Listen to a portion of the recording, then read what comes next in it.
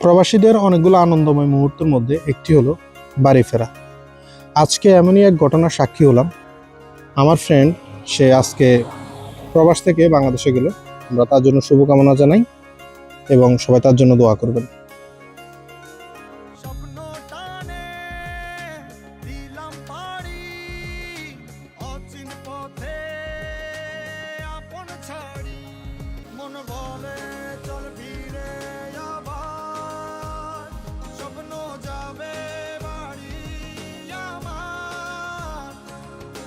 একজন প্রবাসে আসার পরে সে রোদ বৃষ্টি উপেক্ষা করে শীতের মধ্যে কিংবা বৈরী আবহাওয়ার মধ্যেও তারা কর্মে যায় এবং মাস শেষে যখন তারা স্যালারি পায় তখনই তাদের মুখে হাসি আসে এবং পরিবারের জন্য সেটি যখন রেমিটেন্স হিসেবে পাঠায় তখন তারা আনন্দে আত্মহারা হয়ে ওঠে।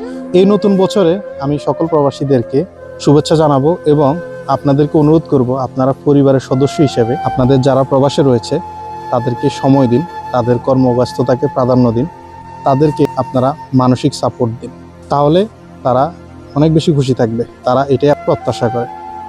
সবাই ভালো থাকবেন, সুস্থ থাকবেন। আসসালামু আলাইকুম।